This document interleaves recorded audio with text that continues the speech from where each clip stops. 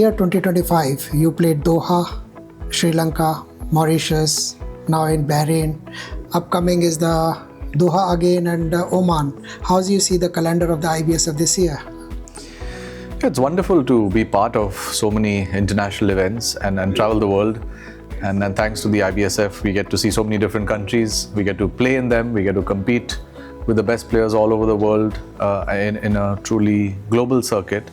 And yeah, there's so much more to go this year. After Bahrain, we have Qatar later in November, followed by Oman, Muscat for the World Cup and the World Team. So really looking forward to playing and competing and representing my country.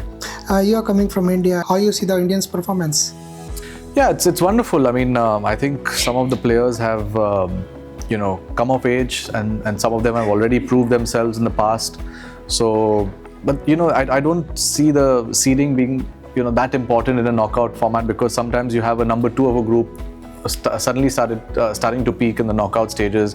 Sometimes you have the number 1 top seeds not doing well in the knockout. So it's just nice to see so many Indians do well, and especially guys like Paras Gupta, who's just won recently the Asian silver medal in the 6 reds and is also going strong in the world now.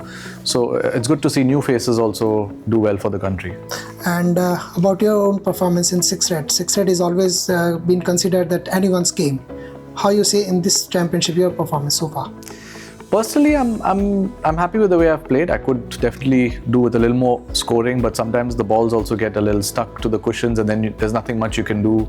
You just have to wait for your chance, take 2-3 balls at a time, pot a few colors, play safe. But yeah, going forward, I'd love to score a little better, but I think I'm happy where I am now, and the tables also are continuously changing, so we've just got to adapt and be a little more flexible. And it's a short format, so sometimes you don't want to take unnecessary risks. Having said that, there are some shots where you have to go for. In poker they say all in. Sometimes you have to go all in snooker also. So I think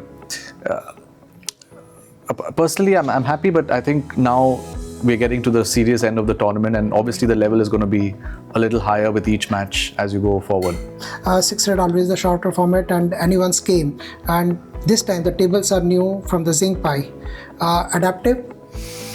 Yeah, I think the pocket size is absolutely perfect. I think the speed is also pretty good.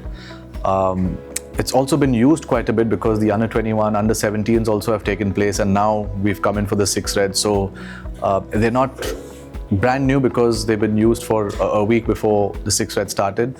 So, but they're in very good condition and actually enjoying the way the balls are reacting on the table, and especially the speed.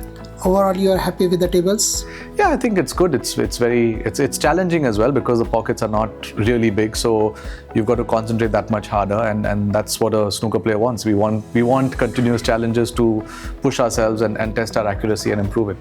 Bahrain are hosting the tournament after 20 years. They have been consistent on the West Asia, Arab Championships and all, but international tournament after 20 years. How's your see the hospitality, conditions and everything from them? Hospitality has been top class. Conditions also are great. Fantastic hotel, fantastic venue, good standard of refereeing, I must say. And I was here back 20 years ago for the World Juniors. Unfortunately, I fell sick in between the tournament because I had some ice cream.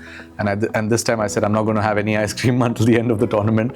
So, but both times I think the hospitality has been wonderful, and I'm still enjoying, and I still remember my trip from 2005, and hopefully we'll take forward better memories from this trip. And your words, because this time the IBSF hosted the Masters 6 red and under 21 all together.